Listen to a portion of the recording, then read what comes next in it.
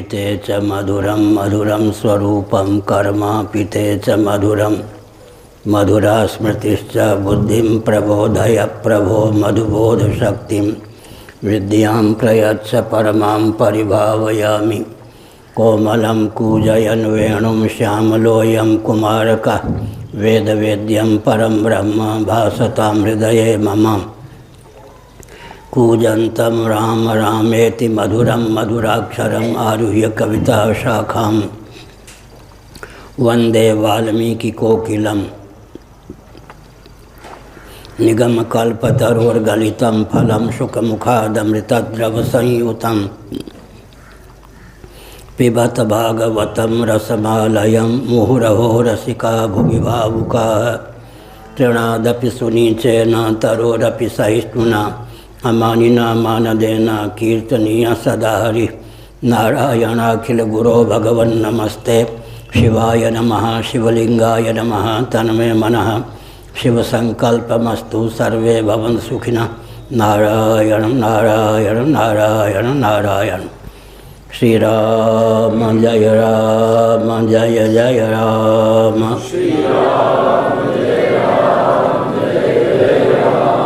धर्म की अधर्म का प्राणियों में विश्व का हर हर महादेव। गोविंद जय जय गोपाल जय जय गोविंद जय जय गोपाल जय जय। राधा रमण हरि गोविंद जय जय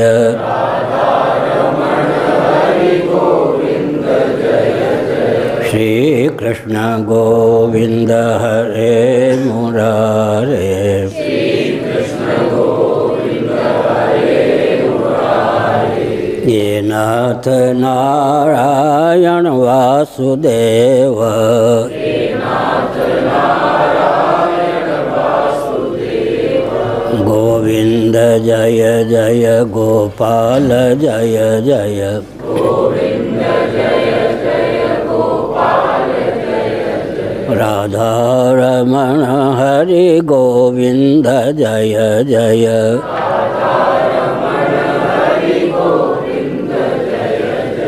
श्री वृंदावन बिहारी लाल की जय। नमो महादेव शंभो शिव शिव शिव शिव शिव शिव नारायण नारायण नारायण।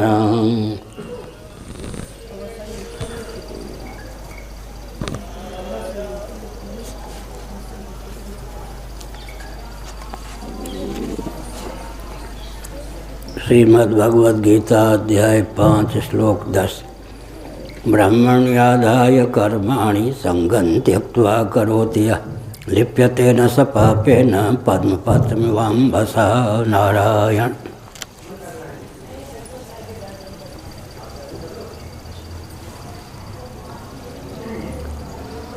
नारायण।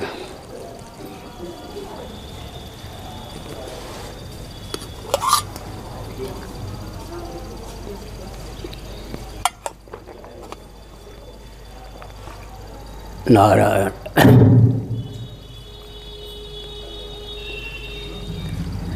निबंधक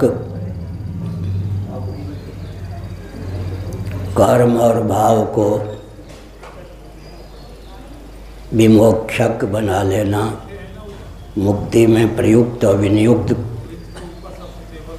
कर देना, इसी का नाम योग है।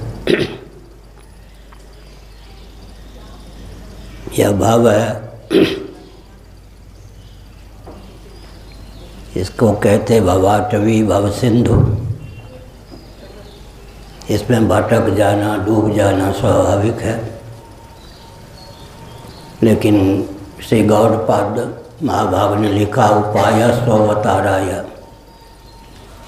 भगवत तत्व में मन अवतीर्ण हो सके, संलग्न हो सके, मनोनिवेश हो सके, इसीलिए भगवान ने भव की रचना की है। देहेंद्रिय प्राणांतकरण से युक्त हमारा जीवन है। इसका उपयोग विनियोग केवल भव के लिए करने पर भवाटवी में भटकना, भव सिंधु में गोता लगाते रहना स्वाभाविक। लेकिन देहेंद्रिय प्राणांतकरण से युक्त जीवन जगदीश्वर जो कि जीवन धन है उनके लिए प्रयुक्त और विनियुक्त करें तो जीवन तारक भी है। सृष्टि की संरचना तारक मारक दोनों प्रकार के पदार्थों से हुई है। जो विचार कुशल मनीषी होते हैं, गुरु ग्रंथ और गोविंद का जिनको बल प्राप्त होता है, वो भव सिंधु को सुखाने में समर्थ होते हैं या भव सिंधु का था पाने में समर्थ होते हैं या भव सिंधु को पार करने में समर्थ होते हैं। भगवद गीता में भी गुरु गोविंद और ग्रंथ के प्रति ही भगवान ने साधकों को अनुरक्त करने का प्रयास किया। तस्मात् शास्त्रम प्रमाणम ते कहकर ग्रंथ के प्रति, वेदादि शास्त्रों के प्रति आस्थान्वित किया।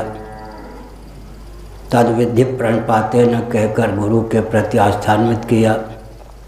तमेव शरणम गच्छा माम एकम शरणम व्रज कहकर अपने प्रति सर्वांतर्यामी सर्वेश्वर के प्रति आस्थान्वित किया। पूरी गीता का अध्ययन करें तो 3 से भगवान ने जोड़ा है, गुरु ग्रंथ और गोविंद।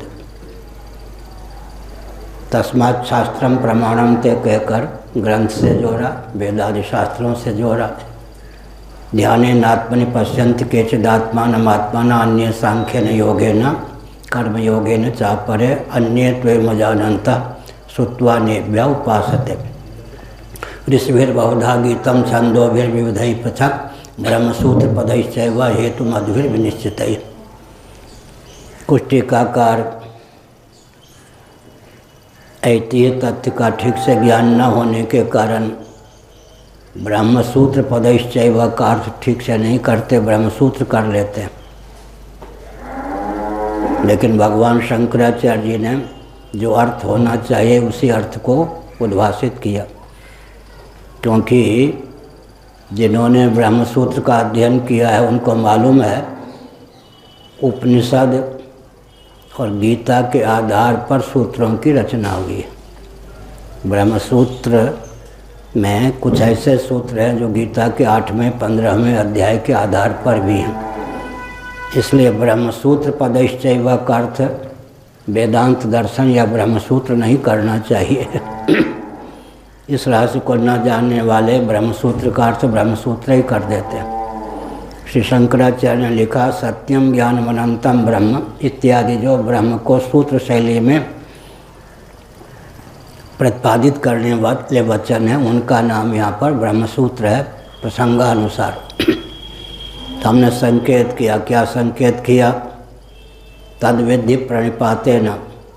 यहाँ भी एक विचित्र बात, तद विधि प्रणिपाते न परिप्रश्न सेवया। भगवान शंकराचार्य ने लिखा दम्भी भी इन तीनों कृत्यों का निर्वाह बड़े दक्षतापूर्वक कर सकते हैं।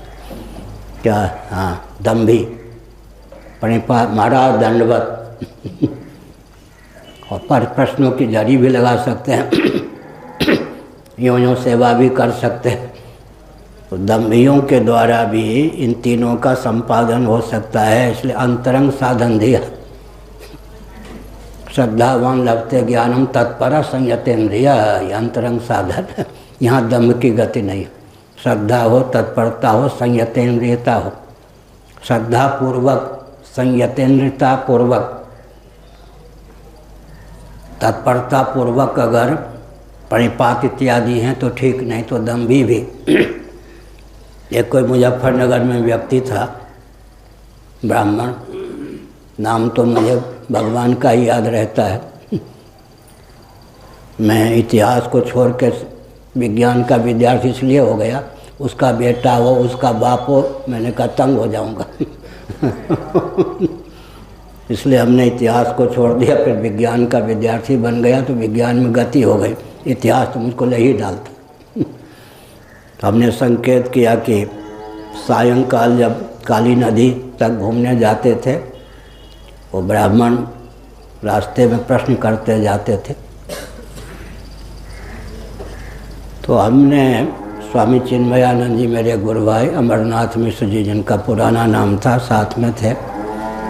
हमने कहा कि बहुत प्रसन्नता हुई कि कोई प्रश्न करने वाला मिला। गीता पर बहुत अच्छा प्रश्न करते थे। लौट रहा था घूम के तो देखा कि इनके पाँव कुछ डगमगा रहे हैं। हमने चिन्मयानंद जी से कहा कि कुछ बात और है, ये कुछ पूछना चाहते हैं, थोड़ा आप अगल बगल या पीछे हो जाइए तो मालूम पड़ जाएगा कि मेरे साथ यात्रा करने का इनका असली उद्देश्य क्या है।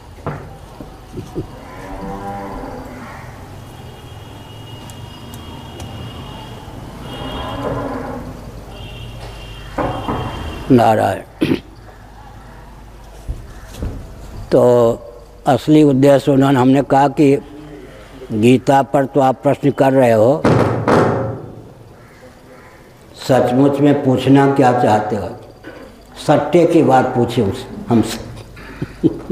हमने कहा जोड़ता हूँ, ये सब मुझे नहीं आता। बताइए, गीता का प्रश्न करने में माहिर व्यक्ति जुआरी हो, सट्टे की बात मुझसे पूछे। इसीलिए तद्विधि प्रणिपाते न, होली है भाई, होली में ऐसा होता है। माइक भी होली खेले तो अच्छा ही है। तद्विधि प्रणिपाते न, दंभियों के द्वारा भी प्रणिपात आदि का निर्वाह हो सकता है। अतः भगवान ने अंतरंग साधन बताया। श्रद्धावान लभते ज्ञानम तत्पर संयतेन्द्रिया। तीनों को क्रम से जोड़ दीजिए। श्रद्धा पूर्वक प्रणिपात हो,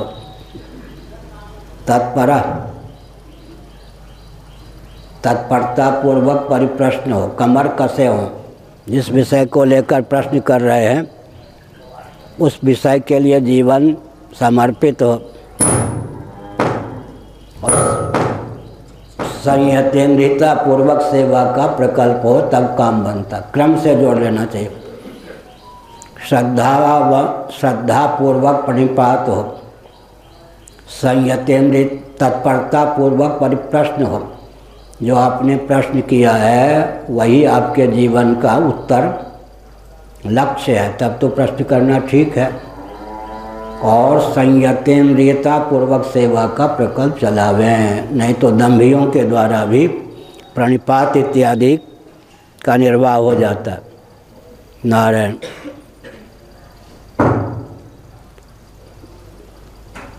ब्रह्मा, ठीक है, उसको भी तो कभी बोलने का अवसर मिलना चाहिए।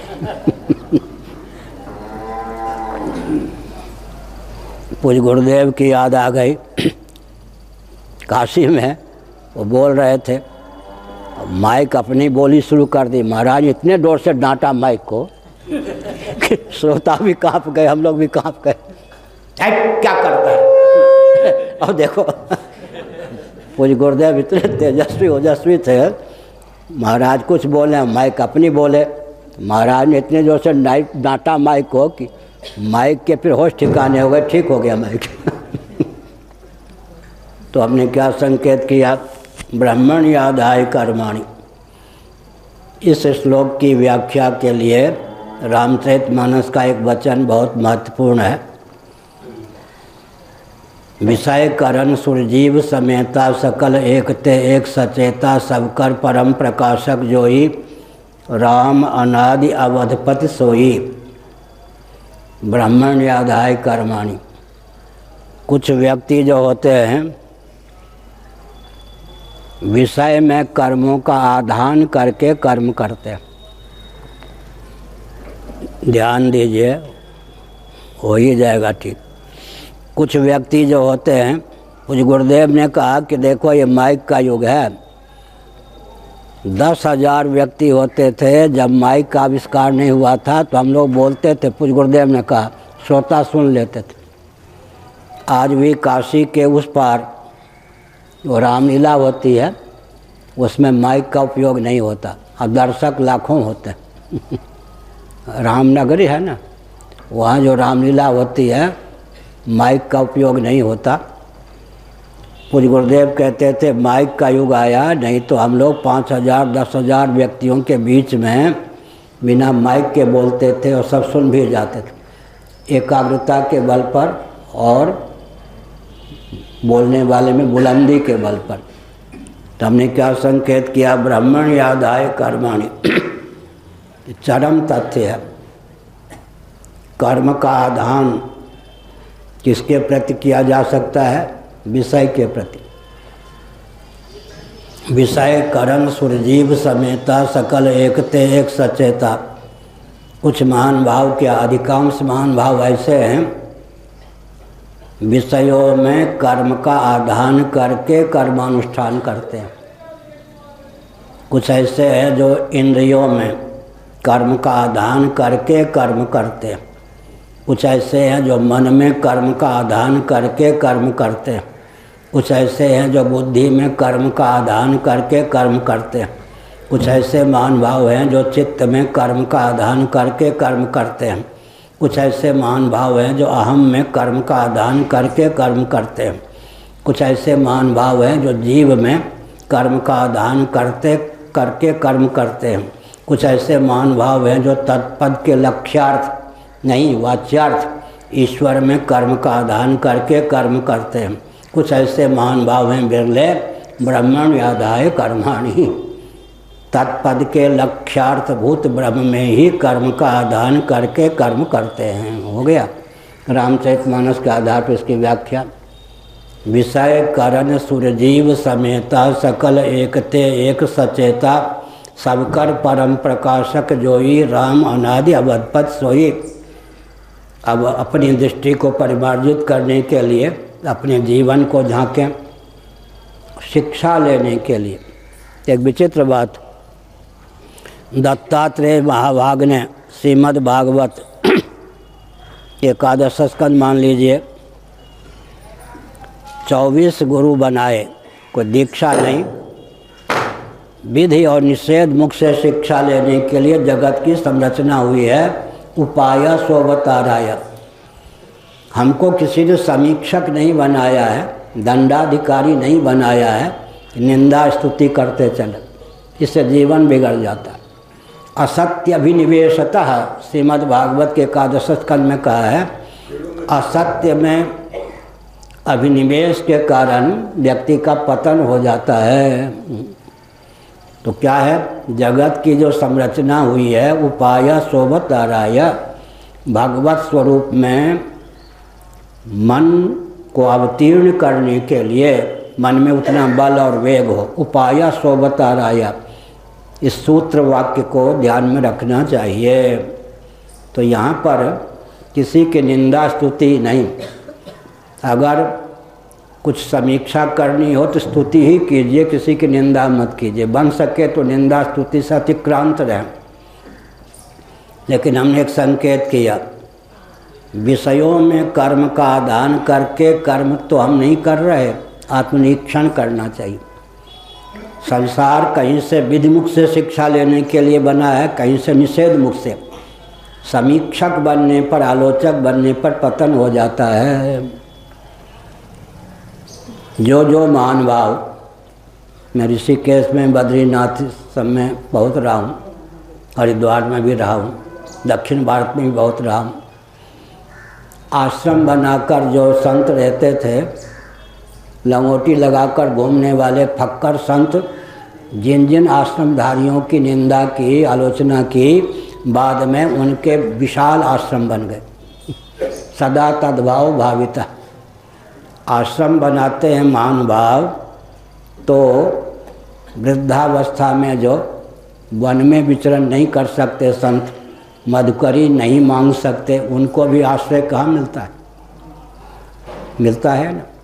राजा महाराजा शिकार खेलते खेलते भटक जाते थे, सेना से बिछुड़ जाते थे, कुटिया बना के जो संत रहते थे उन्हीं के यहाँ तो उनको आश्रय मिलता था। भगवती सीता भी वन में छोड़ दी गई, लेकिन चतुराई पूर्वक दक्षतापूर्वक लक्ष्मण जी ने वहाँ छोड़ा जहाँ आसपास में ब्रह्मर्षि वाल्मीकि जी का आश्रम था। लवकुश कहाँ पले? आश्रमधारी ना होते तो लवकुश कहाँ पड़ते? भोग के लिए नहीं, लेकिन आश्रम का भी महत्व है। भूले भटके व्यक्ति, देखिए देश का विभाजन हुआ, आज इसको पाकिस्तान कहते हैं, उसको छोड़ के जो व्यक्ति आए, मंदिर और मठ ही उनको आश्रय मिला या नहीं? मंदिर और मठ ही उनको आश्रय मिला। इसलिए मंदिर का भी उपयोग है, मठ का भी उपयोग है। मठ मंदिर की आलोचना निंदा नहीं करनी चाहिए। महंत का दायित्व है भोगी न बने, लेकिन मठ मंदिर ना हो तो असहाय व्यक्तियों की रक्षा कहाँ से हो? अन्न क्षेत्र इत्यादि तो आज भी महात्मा लोग ही चलाते हैं। भूले भटके को आश्रय भी महात्माओं के यहाँ ही मिलता है। लेकिन आश्रम ऐसा नहीं हो कि सचमुच में जो संत हैं उसको आप भिखारी समझ लें। 3/4 भारत की हमने पैदल यात्रा की। कभी केवल लता की लंगोटी होती थी, कभी केवल वस्त्र की लंगोटी, कभी केवल एक कटिवस्त्र फटा पुराना कपड़ा। विशाल आश्रमों में जाता है भिखारी, कंगला भाग भाग मारने दौड़ते थे। हमने मन में सोचा जिनके लिए इन आश्रमों की रचना हुई है, संरचना हुई है, उनको तो भोजन भी यहाँ नहीं मिल सकता। सेठ आ जाएं, साहूकार आ जाएं, कमिश्नर आ जाएं, कलेक्टर आ जाएं, आइए। सचमुच में जो संत हैं संग्रह परिग्रह से रहित, वहाँ तो उनको भी धक्का दिया जाता है कि ये गरीब होगा, कंगाल होगा, भिखमंगा होगा, इस बार आ गया, आगे मत मुँह दिखाना। मेरे प्रवचन का स्तर नहीं है, माइक ने इधर कर दिया। लेकिन जीवन में निरीक्षण करना चाहिए। ब्रह्मण व्याध्याय कर्माणि तो बात दूर है, विषयों में कर्मों का आधान करके कर्म तो नहीं मैं कर रहा हूँ। जो जो विषयों में कर्म का आधान करके कर्म करते हैं, उनका कर्म उनके लिए विषय परायण बनाने में, विषयी बनाने में, यहाँ तक कि पामर बनाने में समर्थ होता है। पामर विषयी साधक सिद्ध 4 प्रकार के प्राणियों का वर्णन तुलसीदास जी ने किया। इनका लक्षण जानना हो तो हिंदी या मराठी में मूल में है, हिंदी या मराठी दासबोध का अध्ययन करें। पामर पुरुषों का लक्षण, शास्त्र की मर्यादा का परित्याग करके जो विषयोपभोग करते हैं उनका नाम पामर है। शास्त्र की मर्यादा, नारायण एकादशी है ना, इसको भूख लगी होगी सुबह सुबह। शास्त्र लोक वेद की मर्यादा का अतिक्रमण करके जो विषय परायण होते हैं, अपने कर्मों को विषय में क्या कर देते हैं, सन्निहित कर देते हैं, प्रतिष्ठित कर देते हैं। कर्मों के आधान का विषय बना लेते हैं, उनकी दुर्गति होती है। उसके बाद विषय करण, बहुत से ऐसे महानुभाव होते हैं। अपने जीवन का निरीक्षण करना चाहिए। हम जो कर्म कर रहे हैं वो करणों में आधान करके तो नहीं कर्म कर रहे हैं। कर्म की तादात्म्यापत्ति हो गई, करण के साथ अलग ढंग का कर्म होगा, फल भी अलग मिलेगा।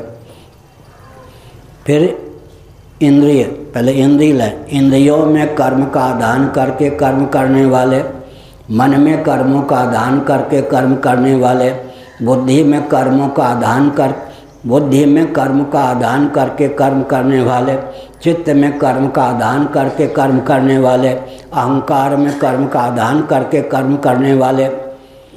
फिर जो जीव है, जीव में ही कर्ता, आत्मेन्द्रिय मनोयुक्तम भोक्तेत्याहुर मनीषिणः अधिष्ठानम तथा कर्ता करणम च पृथक विधम विविधा से पृथक चेष्टा दैवं चैवात्र पंचमम। कुछ व्यक्ति स्वयं कर्ता में, जीव में ही कर्म का आधान करके कर्म करते हैं। उससे ऊपर वो हैं जो ईश्वर तत्पद के वाच्यार्थ में कर्म का आधान करके कर्म करते हैं। और यहाँ ब्रह्मण यादाय कर्माणि, ब्रह्मण यादाय कर्माणि संगम त्यक्त्वा करोति यः, ब्रह्म में कर्मों का आधान करके कर्म करते हैं। इतने प्रकार से कर्म करते हैं लोग। फिर से बोलता हूँ, भाष्य इत्यादि का मंथन करने पर इस प्रकार का भाव मिलता है। वो भाष्य में मिलेगा टीका में मिलेगा ये मत समझिए क्या। जैसे भौंरा होता है ना, मधुप होता है और मधु का संचय कर लेता है। किसी फूल को हम देख के कहेंगे मधु है या नहीं, उसमें क्षमता होती है। इसी प्रकार से ये जो हमने कहा सब शास्त्र सम्मत है, लेकिन इस ढंग से देखने चाहेंगे तो मिलेगा नहीं। इसलिए हमने कहा कर्म के कितने प्रकार हैं। ब्रह्मण याधाय कर्माणि उपलक्षण।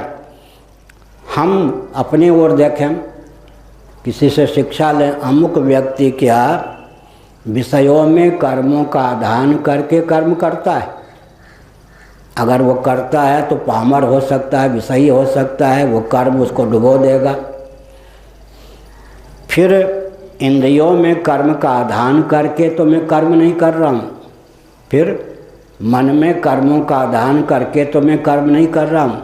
फिर बुद्धि में कर्मों का आधान करके तो मैं कर्म नहीं कर रहा हूँ। फिर चित्त में कर्मों का आधान करके तो मैं कर्म नहीं कर रहा हूँ। फिर अहम में कर्मों का आधान करके तो मैं कर्म नहीं कर रहा हूँ। फिर कर्णग्राम के जो देवता हैं इंद्रादि, कल बताया था द्रव्य और देवता का संवेद स्वरूप ही याग होता है। कस्मै देवाय हविषा विधेम, हविषा भी कहा देवाय भी कहा, तृतीया विभक्ति घटित दोनों पद हैं। इसी से याग की परिभाषा प्राप्त होती है। द्रव्य और देवता का संवेद सम्मिलित स्वरूप ही याग है। वैसे याग के कारण जो होते हैं, सामग्रियां होती हैं, 9 प्रकार मत्स्य पुराण में विस्तार पूर्वक है, हमने अपने ग्रंथों में लिखा है। लेकिन मुख्य रूप से द्रव्य और देवता का संवेद स्वरूप ही याग होता है। कस्मै देवाय हविषा विधेम, इस श्रुति के अनुसार यह तथ्य सिद्ध है। तो जीव में कर्मों का आधान करके कर्म का क्या स्वरूप होगा, एकांत में बैठकर विचार करना चाहिए। फिर से लेता हूँ, विषयों में कर्म का आधान करके जो कर्म किया जाता है उसका फल क्या होगा, स्वरूप क्या होगा। फिर इंद्रियों में कर्म का आधान करके जो कर्म किया जाता है उसका स्वरूप क्या होगा, उसका फल क्या होगा। फिर मन में कर्मों का आधान करके जो कर्म किया जाता है उसका स्वरूप क्या होगा, उसका फल क्या होगा। फिर बुद्धि में कर्मों का आधान करके जो कर्म किया जाता है उसका स्वरूप क्या होगा, उसका फल क्या होगा। फिर चित्त में कर्मों का आधान करके जो कर्म किया जाता है उसका स्वरूप क्या होगा, उसका फल क्या होगा। फिर अहम में कर्मों का आधान करके जो कर्म किया जाता है उसका स्वरूप क्या होगा, उसका आधान क्या होगा। फिर कर्ता जो सोपाधिक चेतन जीव में ही कर्मों का आधान करके कर्म किया जाता है उसका स्वरूप क्या होगा, उसका फल क्या होगा। इनसे अतिक्रांत वचन है यह ब्रह्मण याधाय कर्माणि। ब्रह्म का 2 अर्थ होता है। क्या? तत्पद का वाच्यार्थभूत ब्रह्म अर्थात तो ब्रह्म जिज्ञासा। ईश्वर के लिए भी ब्रह्म शब्द का प्रयोग हुआ। त्वईश्वरे ब्रह्मणि नो विरुध्यते, श्रीमद्भागवत। त्वईश्वरे ब्रह्मणि नो विरुध्यते, यहाँ पर ईश्वर और ब्रह्म कहा गया। तत्पद के वाच्यार्थ के लिए ईश्वर, तत्पद के लक्ष्यार्थ के लिए ब्रह्म कहा गया। कहीं कहीं ईश्वर और ब्रह्म दोनों को ब्रह्म कहते हैं, कहीं विभाग कर देते हैं। जहाँ पर विभाग अभीष्ट हो वहाँ मर्यादा यह है कि तत्पद के वाच्यार्थ के लिए ईश्वर शब्द का प्रयोग हुआ है, तत्पद के लक्ष्यार्थ के लिए ब्रह्म शब्द का प्रयोग हुआ है। बहुत बढ़िया। कौन? वसुदेव जी, श्रीमद्भागवत 10वां स्कंध। त्वईश्वरे ब्रह्मणि नो विरुध्यते। कुछ श्रुतियाँ ऐसी हैं जो आपको प्रभु अविक्रिय विज्ञान घन बताती हैं। कुछ ऐसी श्रुतियाँ हैं जो आपसे जगत की उत्पत्ति स्थिति समृद्धि का प्रतिपादन करती हैं। दोनों प्रकार की श्रुतियों को पढ़ करके, सुन करके, दोनों प्रकार की श्रुतियों का अवलोकन करके मेरे हृदय में कोई संशय नहीं है, श्रुतियों के प्रति कोई आक्रोश नहीं है। क्यों? त्वईश्वरे ब्रह्मणि नो विरुध्यते। जगत की उत्पत्ति स्थिति समृद्धि निग्रह अनुग्रह का जहाँ पर वर्णन है वहाँ आप ईश्वर हैं, मायोपाधिक हैं। जहाँ आपकी निष्क्रियता का, निर्विकारता का, अद्वैत ज्ञान घनता का वर्णन है वहाँ ब्रह्म रूप से आपका वर्णन है। तो मेरा जो मन है ईश्वर प्रतिपादक और ब्रह्म प्रतिपादक वचनों को लेकर के सक्रिय निष्क्रिय परक वचनों को लेकर व्यामोह को प्राप्त नहीं होता। तो ईश्वरे ब्रह्मणो विरोध्यते। एक दिन मैं यहीं प्रवचन कर रहा था रुजल स्वामी, अंग्रेजी पढ़ने का प्रभाव तो पड़ता है, अंग्रेजियत कुछ न कुछ तो अंग्रेजी पढ़ने से जाए क्या, भाषा पढ़ेंगे तो भाषा के साथ जो रहन सहन है उसका प्रभाव तो पड़ेगा। अंग्रेजी पढ़ना चाहिए पर कहीं अंग्रेजियत न जीवन में आ जाए। तो जल स्वामी ने कहा, विपिन चंद्र मिश्र जी ने, वसुदेव जी इतना पढ़े लिखे कहाँ थे कि इस स्तर की बात करते। अब भाई अब उन सब की बात तो सुननी पड़ती। वसुदेव जी इतने पढ़े लिखे नहीं थे, इतना ऊंचा ज्ञान। तो हमने कहा फिर बोलते कैसे? भगवान बुलवाते थे। हमने कहा चलो अच्छा था इतनी बात तो ठीक है। उन्होंने कहा भगवान उस समय उनसे बुलवा दी। फिर कहा देवकी कोई पढ़ी लिखी थी? पढ़ी लिखी नहीं थी, तो इतनी स्तुति जो की है भगवान ने उनसे बुलवा दी। हमने कहा चलो भगवान को श्रेय दे रहे ना कम से कम वसुदेव और देवकी को अनपढ़ करके भी कम से कम भगवान को तो श्रेय दे रहे, इसलिए हमने संकेत किया। बड़ी विकट बात। सुलभा का देखिए, महाभारत की ओर मेरा मन गया। जनक जी के दरबार में सुलभा ने जो धारते हुए ब्रह्म विद्या का प्रतिपादन किया, ऋग्वेद आदि में ब्रह्मवादिनी देवियों का वर्णन है या नहीं, गार्गी थी या नहीं, मैत्रेयी थी या नहीं, बृहदारण्यक उपनिषद देखिए। तो यह भगवान शंकराचार्य जी का मंडन मिश्र से शास्त्रार्थ हुआ महीनों अध्यक्षता कौन कर रही थी? भाई भारती मंडन मिश्र की पत्नी, जो ये कहते हैं कि मातृशक्ति के प्रति शिक्षा विहीनता। तो उभय भारती क्या पढ़ी लिखी नहीं थी? और कितनी विदुषी थी, आपको सुनकर आश्चर्य होगा। मंडन मिश्र जी ने कहा आपसे शास्त्रार्थ तो होगा, लेकिन किसकी जीत किसकी हार कोई निर्णायक तो चाहिए। उन्होंने कहा मुझे विश्वास है तुम्हारी पत्नी निर्णय देगी। देखिए कितना विश्वास। तुम्हारी पत्नी को ही हम न्यायाधीश बनाते हैं। उसने कहा कि आप अतिथि रूप में आए हैं प्रभु, पतिदेव के लिए आपके लिए भोजन भी बनाना है, घर की सेवा भी करनी है। इतना समय मेरे पास कहाँ कि दोनों के शास्त्रार्थ में अध्यक्षता बैठ के कर सकूं। तुम्हारे बिना कौन अध्यक्षता करे?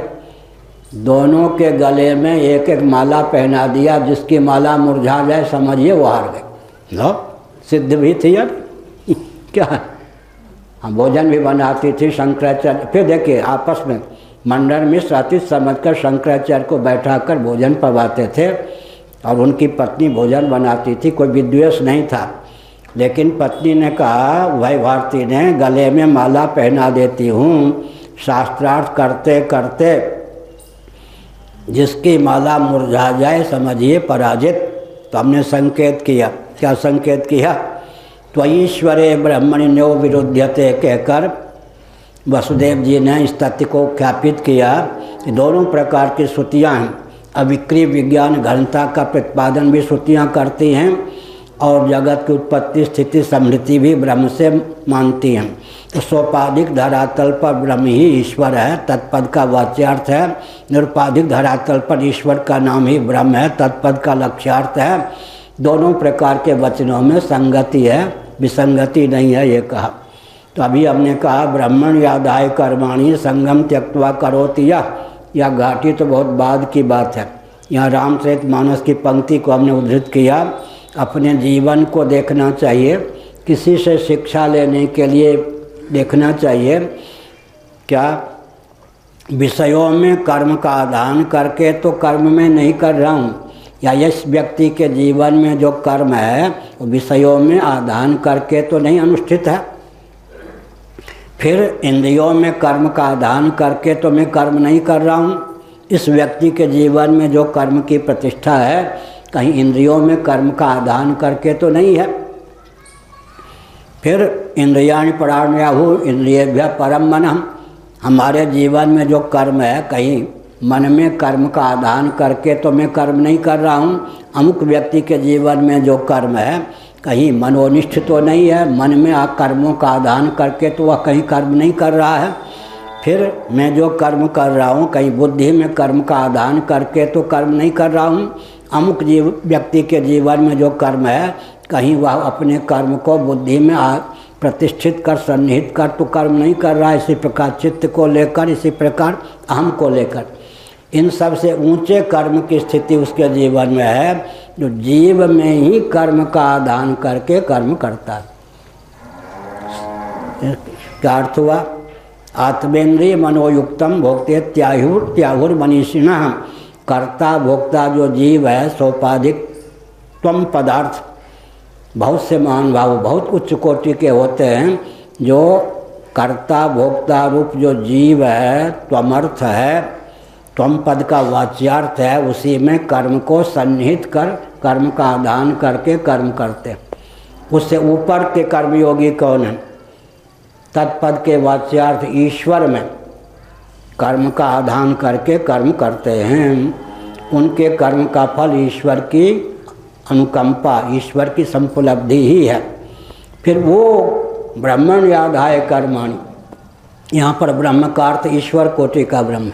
लिप्यते न स पापे न पद्मपत्र मीमां भसा, दृष्टांत के बल पर, आगे के कथन के बल पर यहाँ ब्रह्म का अर्थ होता है ईश्वर। तत्पद का वाच्यार्थ अमुक व्यक्ति के जीवन में जो कर्म है या मेरे जीवन में जो कर्म है, कहीं तत्पद के वाच्यार्थ ईश्वर में कर्म का आधान करके तो मैं नहीं कर्म कर रहा, सामने वाला व्यक्ति तो कर्म नहीं कर रहा है। आगे शिक्षा लेने के लिए, निंदा स्तुति के लिए नहीं, शिक्षा लेने के लिए। फिर आगे तत्पद का जो लक्ष्यार्थ है, त्वम पद का जो लक्ष्यार्थ है ब्रह्मात्म तत्व, उसी में कर्मों का आधान करके तो कर्म नहीं कर रहा है कोई, हमें कर रहा हूँ तो कर्म अकर्म हो जाएगा। तत्पद के लक्ष्यार्थ और त्वम पद के लक्ष्यार्थ में कर्मों का आधान करके कोई कर्मों को करता है तो उसके कर्म का नाम अकर्म हो गया ना। ब्रह्मण व्याधाय कर्माणि संगम त्यक्त्वा करोति यः, लिप्यते न स पापे न पद्मपत्र मीमां भसा। अगर ब्रह्म में, यहाँ पर ब्रह्म का अर्थ होगा तत्पद का वाच्यार्थभूत ईश्वर कोटि का ब्रह्म, कारणोपाधिक चित्त धातु का नाम, ब्रह्म का नाम यहाँ ईश्वर है। ब्रह्म में कर्म का आदान करके, तो वही हुआ कल जो बताया था, वही प्रवचन को विराम दें। यतः प्रवृत्तिर्भूता नाम येन सर्वमिदं ततम्, और गीता का तीसरा अध्याय, ये 15वां, और तीसरा अध्याय क्या लेंगे? वो जो अक्षर से ब्रह्माक्षर समुद्भवम, ब्रह्म माने शब्द ब्रह्म वेद, अक्षर माने परब्रह्म परमात्मा अविक्रिय विज्ञान घन ब्रह्मात्म तत्व। ब्रह्मात्म तत्व से अक्षर संज्ञक वेद की अभिव्यक्ति हुई, ये कहेंगे तो ईश्वर कोटि का जो ब्रह्म है उससे वेद की अभिव्यक्ति होती है। भगवान के निश्वास कल्प होते हैं वेद, इसलिए वेद की जिससे अभिव्यक्ति हुई है सचमुच में वही वेदार्थ है। कल यहीं पर प्रवचन हो रहा था, जिससे जिसकी उत्पत्ति स्थिति समृद्धि होती है वही उसका तात्पर्य होता है। पृथ्वी से पार्थिव प्रपंच की उत्पत्ति स्थिति समृद्धि संभव है, तो पार्थिव प्रपंच का मौलिक स्वरूप पृथ्वी ही है। मानो पृथ्वी से उत्पन्न वस्तु पृथ्वी के लिए ही है, क्योंकि पृथ्वी ही उसका उदय विलय निलय स्थान है। इसी प्रकार सन्निकट निर्विशेष जल से पृथ्वी की उत्पत्ति होती है, अंत में विलय स्थान भी पृथ्वी का जल ही है। इसी प्रकार जल का विलय स्थान कौन है? जो उदय स्थान है वही विलय स्थान है। तेज है, तेज का विलय स्थान, उदय स्थान जो वायु है वही उसका आधार है। इस प्रकार से जिससे कर्मों की प्रवृत्ति हुई उसी के लिए कर्मों का अनुष्ठान, बहुत ऊंची बात। तो ब्रह्म से अर्थात मायोपाधिक चित्त धातु से कर्म की अभिव्यक्ति हुई है। ये कहेंगे मायोपाधिक चित्त धातु से अभिव्यक्त शब्द ब्रह्मात्मक वेद से कर्मों की अभिव्यक्ति हुई। अब जो व्यक्ति अपने कर्मों का आधान ब्रह्म में करके तत्पद के वाच्यार्थभूत ईश्वर में करके करता है, वो सुगमता पूर्वक क्या करता है? वेद की घाटी को पार कर उस ईश्वर से एकीभूत होने का जीवन में बल और वेग अर्जित करता है। ब्रह्मण याधाय कर्माणि संगम त्यक्त्वा करोति यः, संगम त्यक्त्वा करोति यः का अर्थ क्या हुआ? ब्राह्मण याधाय कर्माणि संगम त्यक्त्वा, मने पृथक से किसी फल को न चाहकर ब्रह्म को ही, ब्रह्मतल लक्ष्य मुच्यते, ब्रह्म को ही लक्ष्य बनाकर तदर्थ ही जो कर्मों का अनुष्ठान करता है, कोई लौकिक पारलौकिक फल की आशा नहीं होती। और एक विचित्र बात है कि मोक्ष को भी लक्ष्य तो बना लीजिए, लेकिन लक्ष्य का ही चिंतन होता रहेगा तो साधन से खिसक जाएंगे। इसीलिए लक्ष्य का निर्धारण करके मानो लक्ष्य को भी भूल जाए, इस प्रकार तब क्या होगा, पूर्ण रूप से अनासक्ति होगी। तो ब्राह्मण यादाय कर्माणि संगम त्यक्त्वा करोति यः लिप्यते न स पापे न, शुभाशुभ कर्मों से वो लिप्त नहीं होता। पद्म पत्र मीमांसा, जैसे जल में रहता हुआ भी कमल, जल में रहता हुआ भी कमल पत्र, उस पर जो पानी होता है उससे लिप्त नहीं होता, पानी में रहकर पानी से लिप्त नहीं होता। और कहीं एक विचित्र बात, पानी में रहकर पद्म पत्र लिप्त नहीं होता, और पद्म पत्र के ऊपर भी पानी कोई रख दे, बूंद रख दे तो उससे भी लिप्त नहीं होता। इसका अर्थ जिसके आश्रित है उससे भी लिप्त नहीं होता, और जो जल उसके समाश्रित है उससे भी लिप्त नहीं होता। आश्रय विषय दोनों से जल लिप्त रहता है। जल की, कमल की यही विशेषता है, जल में उत्पन्न होता है, दो उपादान हैं उसके, जलज भी कहते हैं, पंकज भी कहते हैं। एक दिन मैंने यहाँ आजकल मैं ग्रंथ में लिख रहा हूँ, कुछ गुरुदेव के ग्रंथ के अनुवाद में, कमल की क्या विशेषता है, अपने उद्भव स्थान पंख से भी विलक्षणता उसमें है। पंख में दुर्गंध है, कमल में दुर्गंध नहीं है। हाँ, होली है भाई पंख में दुर्गंध है, ये सब भी होली मचाते हैं, इन सब पे असर पड़ता है। उरियाबाजी महाराज के हमें प्रवचन करता था, ये घड़ी इत्यादि भी श्रोता होते हैं, अभी सिद्ध ये घड़ी आदि यंत्र ये भी श्रोता होते हैं। आप ही श्रोता हैं ये नहीं, मैं जो बोल रहा हूँ ना, इस समय देवता पितर सैकड़ों की संख्या में श्रोता। वक्ता को सावधान रहना चाहिए। क्या सावधान रहना चाहिए? हंसी मजाक तक सीमित कथा नहीं रहे। अगर विधिवत शास्त्रीय ढंग से कोई प्रवचन करता है तो हम संकेत करते, देवता पितर सप्तर्षि ये सब भी सुनते हैं। एक बार पूज्यपाद स्वामी अखंडानंद सरस्वती जी महाराज सोनाम धन्य, उन्होंने ही सभा में संस्मरण सुनाया।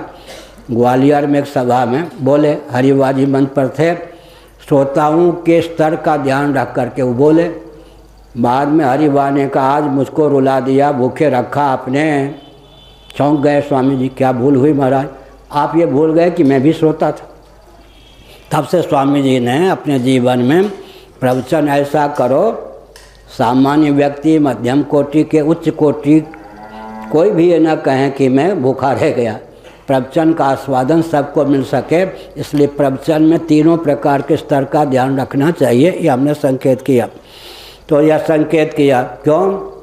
हम पढ़ाते थे, तेजापाल शर्मा व्याकरण के बहुत ऊंचे विद्वान, हमसे कोई ग्रंथ पढ़ते थे। हाँ, वो तो है ही। तो मैंने देखा, यहाँ की भी घटना है, दो मेढक थे ना, गेंदे के फूल लगा रखा था सामने, दो मेढक, उनको बिना घड़ी बांधे ही मैं जो पढ़ाता था, समन्वय साम्राज्य संरक्षणम शायद पढ़ाता था, कुछ गुरुदेव का ग्रंथ, एक ही प्रति, उन दिनों पैसे नहीं थे कि उसके भी जीरोक्स करवा लें, तो वो रखते थे, वो पढ़ते जाते थे, मैं अनुवाद करता जाता था। दो मेढक समय से 5 मिनट पहले आकर बैठ जाते थे, जब पाठ पूरा हो जाता तो चले जाते थे। ऐसे ही यहाँ उरियाबाजी के यहाँ रहता था, किसी को पढ़ाता था, किसको याद नहीं है, एक गिलहरी आकर के 5 मिनट पहले बैठ जाती चुपचाप, पाठ पूरा होने के बाद वो चली जाती। इसका मतलब है, एक बार एक व्याकरण पढ़ा रहे थे, सच्ची बात है, घटना, समय हो गया, काशी में, तो बच्चे आपस में झगड़ गए पढ़ने वाले। एक ने इसको दांत काट दिया, जिसको दांत काटा, दांत के जो चिन्ह थे वो सर्प के थे, और सर्प का विष चढ़ गया। मुझे 5 बार सर्प ने काटा है। सर्प काटने का नशा किया। एक बार विषखोपरा ने काटा, 2 बार विष दिया गया है, 25 या कितने बार कांच पिलाया गया है फिर भी जीवित है शरीर, तो भगवान की कृपा है, वृंदावन की कृपा है। हमने संकेत किया, विषखोपरा ने काटा, सर्प ने 5 बार काटा है, 1 बार विषखोपरा ने काटा है। सर्प के काटने पर क्या दुर्दशा होती है विषखोपरे पे सब मुझे मालूम है। तो उसको विष चढ़ गया। गुरुजी ने कहा, रे भाई तुम मनुष्य हो, मनुष्य ने अगर दांत काटता तो अलग प्रभाव पड़ता, इसके सर्प का विष, सर्प के दांत के चिन्ह है। आपका पाठ सुनने के लिए नागलोक से मैं आता हूँ ना। देखिए काशी की घटना, सच्ची घटना, पूज्य गुरुदेव बताते, नागलोक के व्यक्ति भी व्याकरण पढ़ने आते थे। इसका अर्थ क्या है? हमेशा सावधान होकर कथावाचकों को इन सबको बोलना चाहिए कि अगर हंसी मजाक तक सीमित रखोगे तो कोई सिद्ध नहीं आएंगे सुनने। सप्तर्षि आदि भी होते हैं, पितर भी होते हैं, देवता भी होते हैं। इसलिए हमने संकेत किया कि कर्म का स्तर, प्रवचन को भाई 2-3 वाक्य कहकर विराम दूँ। वो कुछ भी हो जाता है तो हम लोगों के बोलने में थोड़ा भी हो जाए धारा कट जाती, फिर भी धारा संभाल रहा हूँ। बिल्कुल क्या कहा? विषयों में कर्मों का आधान करके कर्म का फल क्या होगा। जो व्यक्ति इंद्रियों में कर्म का आधान करके कर्म करते हैं, उस कर्म का स्तर क्या होगा, उसका फल क्या होगा। फिर इंद्रियों की अपेक्षा मन में, इंद्रियों से अतीत जो मन है उसमें निज कर्मों का आधान करके कर्म करते हैं, उनके कर्म का स्वरूप क्या होगा, उनके कर्म का फल क्या होगा।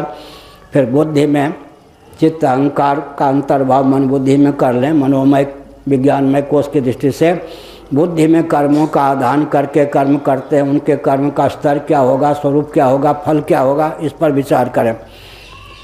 फिर कर्ता जीव है, जीव में ही कर्म का आधान करके, जीव ही करता है ना, भोगता है ना, जीव में ही कर्म का आधान करके कर्म करते हैं, उनके कर्म का स्वरूप क्या होगा, उनके कर्म का फल क्या होगा। फिर तत्पद के वाच्यार्थ ईश्वर में कर्मों का आधान करके कर्म करते हैं, उनके कर्म का स्वरूप क्या होगा, फल क्या होगा। और कहीं तत्पद के लक्ष्यार्थभूत और त्वम पद के लक्ष्यार्थभूत ब्रह्म में ही कर्मों का आधान करके कर्म करते हैं, तो उन्हीं का कर्म अकर्म होगा। हरि अनंत, हरि कथा अनंत, हर हर महादेव।